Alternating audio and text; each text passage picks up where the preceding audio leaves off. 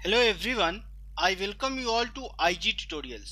सो हमारा आज का जो सेशन में डिस्कस करने वाले हैं आज के सेशन में हम लोग डिस्कस करने वाले हैं एसएससी सीजीएल 2016 टायर 2 के क्वेश्चंस को। और उसमें हम लोग पार्ट 4 देखने वाले हैं। पार्ट 4 में हम लोग आज क्या देखेंगे? क्वेश्चन नंबर 46 टू 60 तक का सॉल्यूशन देखेंगे।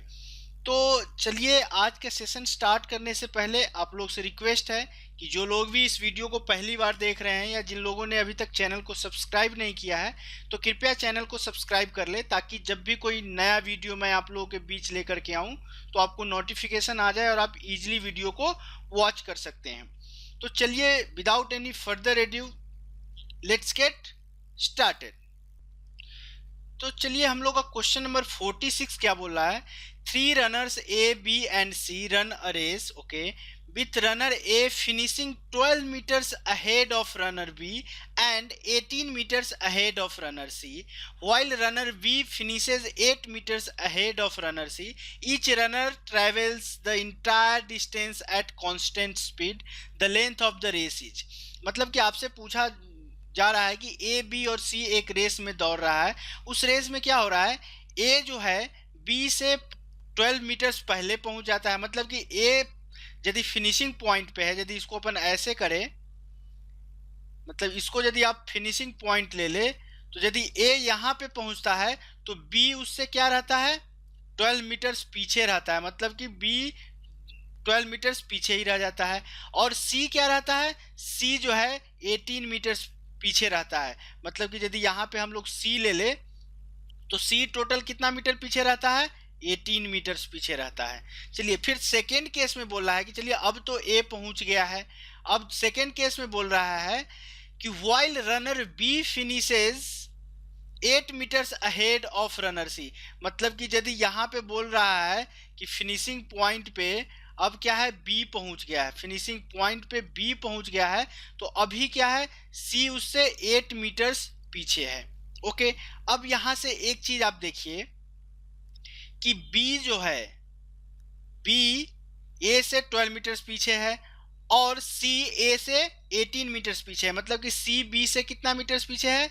6 मीटर्स पीछे है। अब देखिए, अब क्या बोला जा रहा है आपको कि जितना देर में बी, अब देखिए जितना देर में बी ए तक पहुंच रहा है, मतलब कि जितना टाइम में बी जो है फिनिशिंग पॉइंट पे जा रहा है, थोड़ा सा ध्यान से इसको समझिएगा। जितना टाइम में बी फिनिशिंग पॉइंट पे जा रहा है, उतना ही टाइम में आपको क्या है? सी कितना डिस्टेंस ट्रेवल करता है? सी को बी से 8 मीटर्स पीछे होने के लिए उसको कितना डिस्टेंस ट्रेवल करेगा? 10 मीटर सी को ट्रेवल करना पड़ेगा, तभी तो बी से 8 मीटर्स का पीछे रहेगा। जब बी को आप लोग यहाँ पे मान रहे हैं, सी और बी के बीच में डिस्टेंस, सी और ए के बीच में डिस्टेंस कितना था? 18 का। तो अब बी फिनिशिंग पॉइंट पे चला गया है और बोला जा रहा है कि बी से सी जो है 88 मीटर्स पीछे है। इसका मतलब कि उतना जितना समय में बी 12 मीटर्स ट्रैवल करके फिनिशिंग पॉइंट पे पहुंच रहा है, उतना ही समय में सी 10 मीटर्स ट्रैवल कर रहा है कि नहीं कर रहा है? तो इसका मतलब समय दोनों में कांस्टेंट है, टाइम कांस्टेंट है। तो उसको हम लोग क्या बोल सकते हैं? डिस्टेंस बाय स्पीड, दोनों का टाइम कांस्टेंट है। इसका मतलब कि time of B is equal to time of C होगा। अब देखिए, टाइम ऑफ बी कितना होगा? टाइम बी टोटल डिस्टेंस कितना ट्रेवल कर रहा है? 12। तो चलिए, बी के स्पीड को हम लोग बी ले लिए। सी कितना टोटल डिस्टेंस ट्रेवल कर रहा है? सी आपको कितना डिस्टेंस ट्रेवल कर रहा है? 10। तो सी के स्पीड को हम लोग सी ले लिए। तो यहां से हम लोग बोल सकते हैं कि 5b is equal to 6c होगा। चलिए, इसको इक्वेशन 1 ले लिए। 5b is equal to 6c होगा, ये हो गया। अब आपसे एक चीज मैं आपसे पूछ रहा हूं कि कहीं ना कहीं यहाँ पे सपोज स्टार्टिंग पॉइंट है, कहीं ना कहीं स्टार्टिंग पॉइंट है। तो चलिए, स्टार्टिंग पॉइंट और सी के बीच के डिस्टेंस को हम लोग x ले लेते हैं। चलिए, तो अब आपको ये पता होना चाहिए कि स्टार्टिंग पॉइंट से जितना समय में इस पॉइंट पे सी पहुंच रहा है, सपोज इसको पी क्यू ले लेते हैं, तो स्टार्टिंग पॉइंट से पी तक पहुंचने में सी जितना समय ले रहा है, उतना ही समय स्टार्टिंग पॉइंट से क्यू तक पहुंचने में बी ले रहा है। तो स्टार्टिंग पॉइंट से पी तक के, मतलब कि जो आपको स्टार्टिंग, यदि इसको स्टार्टिंग पॉइंट से हम लोग कॉन्सेंट्रेट करें, तो जितना समय आपको बी ले रहा है उतना ही समय आपको सी भी ले रहा है। ठीक है, तो बी के लिए टोटल डिस्टेंस कितना हो जाएगा? x। और इसके बीच में P और Q के बीच में कितना मीटर का डिस्टेंस था, 6 मीटर का। इसका मतलब कि x प्लस 6/b के डिस्टेंस को हम लोग b ले लेते हैं। c के डिस्टेंस मतलब स्टार्टिंग पॉइंट से p तक का डिस्टेंस आप कितना लिए हैं, x लिए हैं, और उसको c का आपको स्पीड को c ही रहने देते हैं। चलिए x प्लस 6 बाई b को हम लोग c के टर्म में इक्वेशन 1 से रखेंगे, b को c के टर्म में लिखेंगे तो कितना आ जाएगा, 6/5c आ जाएगा, is equal to x by c। c से c गया, इसको यदि हम लोग क्रॉस मल्टीप्लाई करें तो x plus c 6 is equal to कितना होगा, 6x/5। यदि इसको अपन एक बार और क्रॉस मल्टीप्लाई करें कितना आएगा, 5x plus 30 is equal to 6x। x को उस साइड ले जाएंगे तो x इज इक्वल टू आपको कितना आंसर आएगा, x इज इक्वल टू आपको कितना आया, 30 मीटर्स आंसर आया। ठीक है, तो ऐसे 30 आया और आप क्वेश्चन को टिक नहीं कर सकते हैं। आपसे पूछा क्या गया है, find the length of race. Length of race मतलब कहाँ से कहाँ तक होगा, स्टार्टिंग पॉइंट से आपको फिनिशिंग पॉइंट तक। तो स्टार्टिंग पॉइंट से फिनिशिंग पॉइंट तक टोटल डिस्टेंस कितना है, x प्लस फिर पॉइंट P से फिनिशिंग पॉइंट तक का डिस्टेंस कितना है, 18। मतलब कि आपको 30 plus 18 is equal to 48 metres आपका आंसर होगा। उस रेस का डिस्टेंस कितना होगा, 48 metre. So option second will be our right answer. अच्छा क्वेश्चन था ये। चलिए क्वेश्चन नंबर 47 को देखते हैं। चलिए ये इजी क्वेश्चन है। The compound interest on RS 4000 for 4 years at 10% per annum will be what. अब देखिए, अब आपको पता है कि कंटिन्यूअस परसेंटेज को हम लोग कैसे निकालते हैं। यदि 2 परसेंटेज ए और बी दिया गया है तो a plus B by A B by 100। अब हम लोग को 4 साल का निकालना है, तो चलिए 2 साल का निकालेंगे तो कितना आएगा, 10 प्लस 10 इंटू 10 बाई 100। मतलब कि इतना कितना आ जाएगा, 21%। फिर 2 साल का, अगले 2 साल का भी 21%। अब इसका हम लोग इक्विवेलेंट परसेंटेज निकालेंगे तो कितना आ जाएगा, 21 प्लस 21 इंटू 21 बाई 100। तो ये आपको कितना आ जाएगा, 46.41% आ जाएगा। ठीक है, अब देखिए, तो आपसे पूछा क्या गया है, कंपाउंड इंटरेस्ट मतलब कि 4000 का 46.41% आपसे पूछा गया है। चलिए डेसिमल को हटाते हैं, नीचे 2 जीरो आ जाएगा, 3 जीरो तो इससे कट गया, कितना आएगा, 4 1 जा 4, 4 4 जा 16, कैरी 1, 4 6 जा 24, कैरी 1 25 हो जाएगा, कैरी 2 हो गया, 4 4 जा 16 प्लस 2 18 बाई 10। तो आपको जो इंटरेस्ट आएगा उसका वैल्यू कितना हो जाएगा, 1856.4। तो इस क्वेश्चन का आंसर कितना होगा, 1856.4। ठीक है, तो कौन सा ऑप्शन सेटिस्फाई करेगा, option first will be our right answer. चलिए क्वेश्चन नंबर 48 को लेते हैं। क्वेश्चन नंबर 48 बोला है, a sum of 4000 is lent out in 2 parts, one at 8% simple interest and the other at 10% simple interest. If the annual interest is 352, the sum lent at 8% is what. आपसे पूछा गया है। अब देखिए, आपको overall पर जो इंटरेस्ट आ रहा है कितना आ रहा है, 352। मतलब कि 4000 का देखते हैं कि ओवरऑल जो एवरेज परसेंटेज आ रहा है वो कितना है, x% इज इक्वल टू 352। चलिए यदि इसको 2 जीरो से काटते हैं, इसको काटेंगे 4 अट्ठा 32, 3 4 अट्ठा 32, मतलब कि आपको x का वैल्यू जो एवरेज इंटरेस्ट होगा उसका परसेंटेज कितना हो जाएगा, 8.8%। अब अगेन एलिगेशन मिक्सचर। अब आपको मैं एक चीज बता दूं, शायद ये हम लोग का 6th क्वेश्चन है जहां पे हम लोग नंबर लाइन का मेथड यूज कर रहे हैं, एलिगेशन एंड मिक्सचर वाला। ठीक है, एलिगेशन मेथड को अब देखिए, नंबर लाइन पे लेफ्ट टू राइट जाएंगे, मतलब पहले लेफ्ट में छोटी संख्या, राइट में बड़ी संख्या। अब 8% वाला यहाँ आएगा, 10% वाला यहाँ आएगा। एवरेज आपका कितना आ रहा है, 8.8 का। ए वाला जो डिस्टेंस है वो लेफ्ट साइड में आता है, तो ये डिस्टेंस कितना है, 1.2 का। ए वाला डिस्टेंस राइट साइड में जाता है, तो ये डिस्टेंस कितना है, 0.8 का। मतलब कि इसका रेशियो कितना आएगा, 3:2। तो 8% 3:2 आएगा, 8% और 10% वाले का रेशियो। अब देखिए टोटल कितना दिया गया है, 400। 5 पार्ट्स आपको कितना दिया गया है, 400। तो आपसे 4000 सॉरी। तो आपसे पूछा क्या गया है, द सम लेंथ एट 8%। 8% वाला कितना पार्ट्स है, 3 पार्ट्स। तो 3 पार्ट्स का वैल्यू कितना हो जाएगा, 5 पार्ट इज इक्वल टू 4000। तो 1 पार्ट कितना हो जाएगा, 800। 3 पार्ट कितना हो जाएगा, 2400। तो इस क्वेश्चन का आंसर क्या होगा? Option third 2400 will be our right answer. चलिए क्वेश्चन नंबर 49 को देखते हैं। चलिए क्वेश्चन नंबर 49 क्या बोल रहा है? If the difference of the compound interest and the simple interest on a sum of money for 3 years is 186, find the sum of money if the rate of interest in both cases be 10%। इसके लिए बहुत लोग formula याद करते हैं, but मैं आपको suggest करता हूं कि जितना ज़्यादा से ज़्यादा हो सके आप फॉर्मूला से बचिए। बेसिक जो कॉन्सेप्ट है उस पर आप एक बार आपका बेसिक पकड़ हो गया तो कितना भी टफ लेवल का क्वेश्चन देगा आप बहुत इजीली इसको सॉल्व कर सकते हैं। अब देखिए, सिंपल इंटरेस्ट यदि हम लोग लेते हैं 10% 3 साल तक, तो सिंपल इंटरेस्ट का जो रेट हो जाएगा वो कितना हो जाएगा? 30%। अब आपको कंपाउंड इंटरेस्ट के केस में मैंने अभी बताया कि क्या होता है, कॉन्टिन्यूअस प्रोसेस यूज होता है, क्योंकि 10% पे 10% लगा, अगेन उस पे 10%। तो कंटिन्यूअस परसेंटेज के लिए मैंने एक क्या बताया था, a plus B plus A B by 100 का भी बताया था। 10 और 10 का 2 साल के लेंगे तो कितना आया था? 21। अब हम लोग थर्ड ईयर मतलब 3 साल के लेंगे तो कितना आएगा? 21 प्लस 10 प्लस 21 इंटू 10 बाई 100, ये आपको कितना आ जाएगा? 33.1%। यदि इसको आप इतना नहीं करके यदि 10% का वृद्धि हो रहा है तो कितना आ जाएगा? 11 का क्यों कितना होता है? 1331, मतलब कि आपको कितना परसेंट का वृद्धि हो रहा है? 33.1% का वृद्धि हो रहा है। तो यहाँ से आप डायरेक्ट इसको ले सकते थे। अब देखिए, कंपाउंड इंटरेस्ट वाला परसेंटेज कितना है? 33.1%। सिंपल इंटरेस्ट वाला परसेंटेज कितना है? 30%। मतलब कि एक्स और डिफरेंस तो यही दिया गया है ना, 33.1% माइनस 30%, इसी का इतना परसेंट आपको कितना दिया गया है? 186।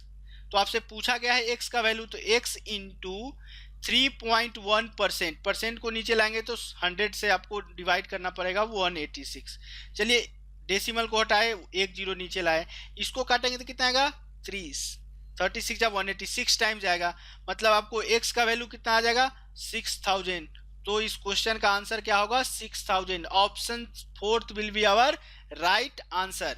देखिए, क्वेश्चन को एग्जाम में सॉल्व करने के लिए सबसे मेन आपका थिंग होना चाहिए कि क्वेश्चन को अपन कैसे राइटली उस क्वेश्चन को प्रोसीड करें, क्वेश्चन का आपका अप्रोच क्या है। क्योंकि क्वेश्चन एग्जामिनेशन हॉल में जो लोग भी बैठते हैं उसमें से 90% या 95% सारे के सारे क्वेश्चन आपको सॉल्व करके दे देंगे, बट हमको यहाँ पे क्या करना है, स्मार्टली आपको सॉल्व करना है ताकि हम लोग विद इन द टाइम सारे क्वेश्चन अटेम्प्ट कर ले। चलिए क्वेश्चन नंबर 50 को हम लोग देखते हैं। चलिए, ए वाला क्वेश्चन पूछा जा रहा है कि a sum of money is invested at 20% compound interest compounded annually, okay, it would fetch Rs 723 more if interest is compounded half yearly, the sum is। आपसे पूछा गया था, इतना ही आपका क्वेश्चन था, बट इस क्वेश्चन में एक मिसप्रिंट ए था कि आपको यहाँ पे टाइम नहीं दिया गया था। ठीक है, तो 1 मिनट के लिए बोलिएगा यदि मिसप्रिंटिंग नहीं है, क्वेश्चन यही है, फिर भी ये क्वेश्चन सही है। क्यों? क्योंकि जब टाइम नहीं दिया जाता है तो हम लोग अपने से टाइम को कितना ले लेते हैं? 1 ईयर लेते हैं। ये हम लोग को अपना एक मानना पड़ता है कि यदि कुछ नहीं दिया है तो टाइम 1 ईयर, एक स्टैंडर्ड कंडीशन है, आप लोग को फॉलो करना पड़ेगा। बट जब आप 1 ईयर को फॉलो करेंगे तो एक भी ऑप्शन मैच नहीं करेगा। एसएससी जरूर इस क्वेश्चन के लिए आपको दिया होगा, पेनल्टी मार्क्स सबको दिए होंगे, बट यहाँ पे जो ऑप्शन दिया गया है उसके अनुसार इस क्वेश्चन के लिए टाइम आपको क्या दिया गया है? 2 इयर्स। यदि आप टाइम 2 इयर्स लेते हैं तो ये वाला क्वेश्चन आप सॉल्व करेंगे और आपको ऑप्शंस के में से ही कोई ना कोई आंसर आपको आएगा। तो चलिए, क्या दिया गया है? Sum of money is invested at 20% compound interest. तो यदि एनुअली कंपाउंडेड होगा तो 20 और 20 दो कंटिन्यूअस परसेंटेज है, तो a plus B plus A B by 100 से करेंगे तो आपको परसेंटेज कितना आ जाएगा? 44% आएगा। अगेन यदि आप हाफ ईयरली कर रहे हैं तो हाफ ईयरली करेंगे तो परसेंटेज रेट कितना हो जाएगा? 10% हो जाएगा। अब देखिए, तो एक ईयर में इक्विवेलेंट परसेंटेज कितना आएगा? 10 plus 10 plus 10 into 10 by 100, 21। Again दूसरे ईयर में आपको कितना आ जाएगा? 21%। अब इक्विवेलेंट परसेंटेज यदि निकालिएगा, आप इसका इक्विवेलेंट परसेंटेज निकालिएगा, क्या होगा? 21 प्लस 21 प्लस 21 इंटू 21/100 कितना आएगा 46.41%। ओके, अब आपको क्या दिया गया है, डिफरेंस दिया गया है। डिफरेंस आपको कितना दिया गया है 723। आपको डिफरेंस कितना दिया गया है 723। ओके, तो चलिए x का डिफरेंस मतलब यहाँ 44% है, यहाँ 46.4% है, तो ये कितना आएगा 2.41%। परसेंट को नीचे ले गए तो ये कितना दिया गया है 723। चलिए इसके डेसिमल को हटाते हैं, नीचे 100 से गुना करना पड़ेगा। अब देखिए इसको यदि आप काटेंगे, इसको काटेंगे तो कितना आएगा 2 तिहाई 6 4 तिहाई 20, 3 टाइम्स जाएगा। ओके, तो आपको x का जो वैल्यू आएगा, x का वैल्यू आपको कितना आ जाएगा 30,000 will be our right answer. तो इस क्वेश्चन का आंसर क्या होगा, ऑप्शन सेकेंड। कब, जब आप टाइम 2 ईयर्स ले रहे हैं, लेकिन यदि क्योंकि क्वेश्चन आपको यहीं तक दिया गया था, तो इस क्वेश्चन के अनुसार यदि इतना ही क्वेश्चन दिया गया है तो ऑप्शन कोई मैच नहीं करेगा। तो मैंने ऑप्शन को मैच कराने की कोशिश करने के लिए टाइम को यदि 2 ईयर्स लिया, तो ये वाला क्वेश्चन जो है ऑप्शन सेकेंड को सेटिस्फाई कर रहा है। चलिए क्वेश्चन नंबर 51 को देखते हैं। क्वेश्चन नंबर 51 क्या बोला है, the height of an equilateral triangle दिया गया है। हाइट क्या होता है इक्विलेटरल ट्रायंगल का, √3/2 इंटू साइड 18 दिया गया है। इसका मतलब ए आपका कितना आ गया 12√3 आ गया। आपसे एरिया पूछा गया है, एरिया इज इक्वल टू क्या होता है √3/4 इंटू साइड का स्क्वायर, तो कितना आएगा 144 इंटू 3। इसको काटेंगे तो कितना आएगा 4 तिहाई 12 2 4 छक 24, मतलब कि आपको कितना आ जाएगा 108√3 सेंटीमीटर स्क्वायर। इसका क्वेश्चन का आंसर आएगा, मतलब कि option third will be our, option third नहीं, option 108√3, option second will be our right answer. चलिए क्वेश्चन नंबर 52 को देखते हैं। क्वेश्चन नंबर 52 क्या बोल रहा है, तो दिया गया if the sum of radius and height of a solid cylinder is 20 centimetre, मतलब कि एच और आर का सम कितना दिया गया है 20 दिया गया है, and its total surface area is कितना दिया गया है 880 सेंटीमीटर स्क्वायर।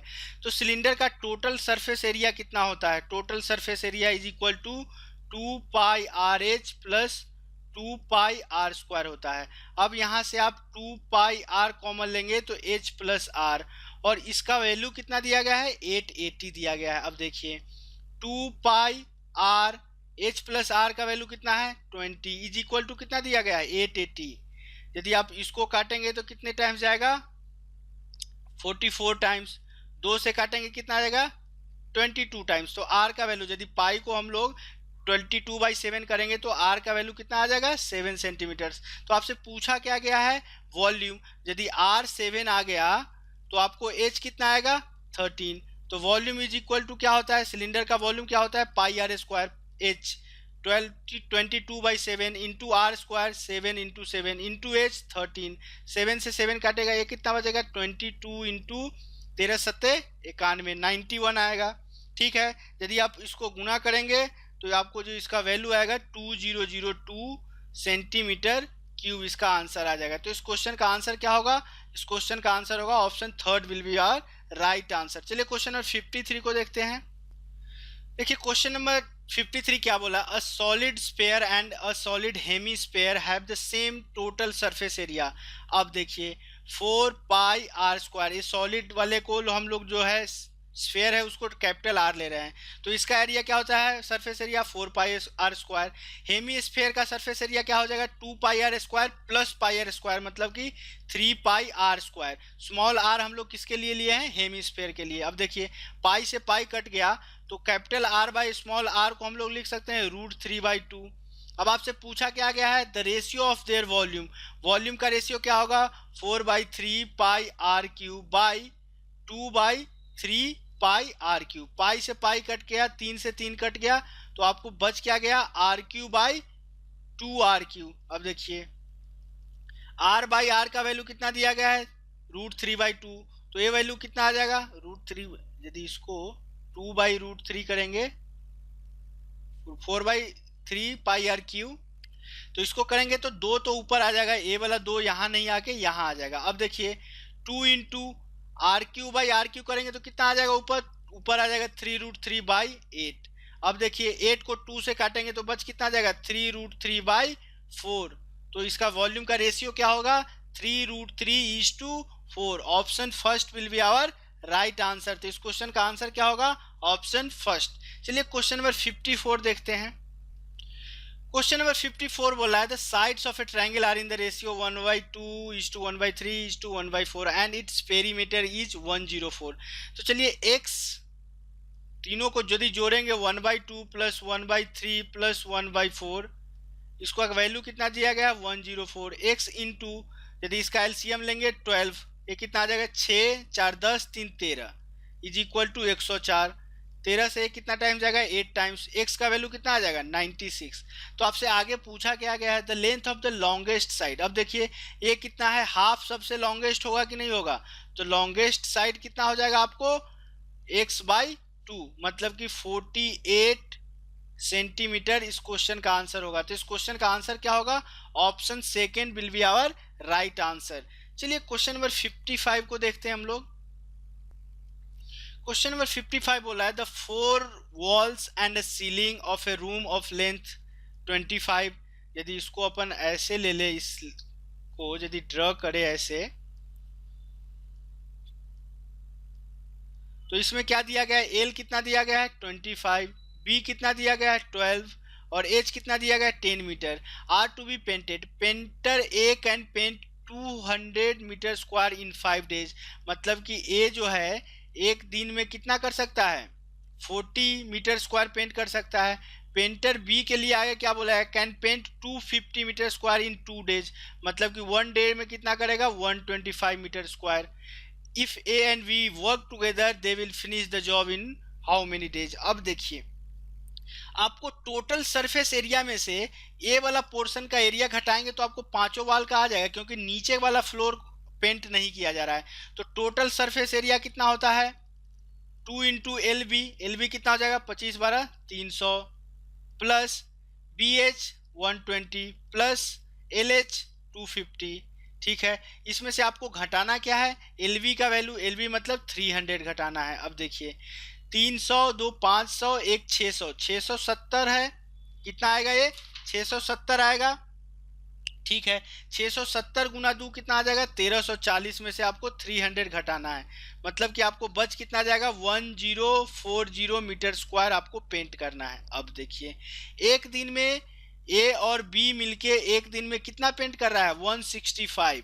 ओके, तो यदि इसको 7 दिन करते हैं तो 16 7 112 नहीं, यदि इसको 6 से गुना करते हैं, 6 दिन का काम निकालते हैं, 6 पंचे 30, 6 6 का 36, 3 39, हाँ हासिल, मतलब कैरी 3 हो जाएगा, 6 और 3 9, 990 कितना डे में करेगा 6 डेज में। ओके, अब यहाँ से ये तो होगा नहीं, 7 दिन से कम होगा, 8 दिन से, तो ऑप्शन बी को डायरेक्ट मार सकते हैं, बट एग्जैक्ट आंसर क्या आएगा उसको हम लोग देखेंगे। तो आपको बच कितना गया 50 मीटर स्क्वायर का बच गया, लेकिन पर डे वो लोग कितना कर रहा है 165। इसको यदि अपन काटेंगे, कितना से काटेंगे 5 से काटेंगे तो 10 टाइम्स 5 तिहाई 15, 5 तिहाई 15, मतलब कि टोटल टाइम आपको कितना आया 6 होल 10/33 डेज आपका टोटल टाइम आएगा। तो इस क्वेश्चन का आंसर क्या हो जाएगा, option second will be our right answer. चलिए क्वेश्चन नंबर 56 को हम लोग देखते हैं। क्वेश्चन नंबर 56 क्या बोल रहा है, the base of a right prism is a trapezium whose length of parallel sides are 25 and 11। मतलब कि ट्रेपेजियम दिया गया है, उसका साइड्स पैरेलल साइड तो होगा ए और ए वाला साइड कितना दिया गया है 11, ए कितना दिया गया है 25, एंड द परपेंडिकुलर डिस्टेंस, मतलब कि perpendicular distance between parallel sides कितना दिया गया है 16। If the height of prism is 10 centimetre then the volume.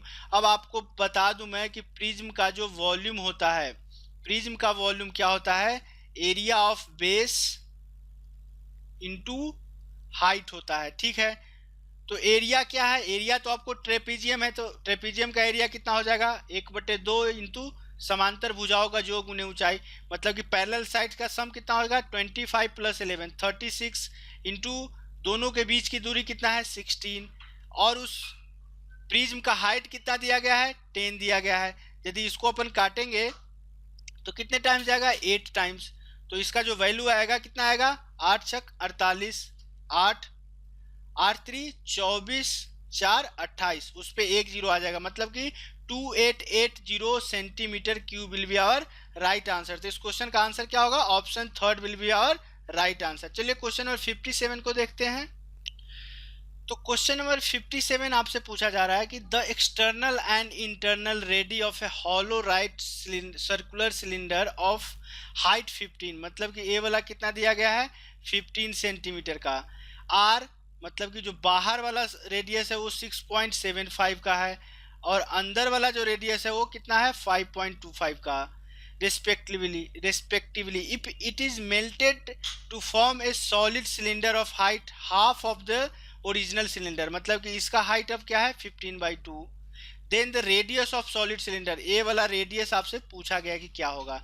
तो जो इसका वॉल्यूम होगा, मतलब कि ए वाला सॉलिड पार्ट है, जो सॉलिड पार्ट का जो वॉल्यूम होगा, और ये तो पूरा ही सॉलिड है, तो इसका जो सॉलिड पार्ट का वॉल्यूम होगा, मतलब सिलेंडर का वॉल्यूम कितना होता है? Pi are square h. Pi h तो दोनों का सेम होगा, मतलब कि बाहर वाला रेडियस का स्क्वायर माइनस अंदर वाला रेडियस का स्क्वायर इनटू हाइट कितना है? 15 is equal to pi are square, तो आपसे निकालना है, और इसका एज क्या है? हाफ दिया गया है, तो 15/2। 15 से 15 कट जाएगा, पाई से पाई भी गया। अब देखिए R square minus R square, A square minus B square को हम लोग लिख सकते हैं A plus B into A minus B, मतलब कि 6.75 प्लस 5.25 इंटू 6.75 माइनस 5.25, ठीक है, is equal to R square by 2। अब देखिए 6.755 6 5 11 12 गुना ये कितना आ जाएगा? 1.5 into 2 is equal to R square. यदि आर स्क्वायर को इसको करेंगे तो कितना आ जाएगा? 1.5 इंटू 2 3, 12 इंटू 3 36। इसका मतलब जो आर का वैल्यू आपको आएगा वो कितना आएगा? 6 सेंटीमीटर आर का वैल्यू आएगा। तो इस क्वेश्चन का आंसर क्या होगा?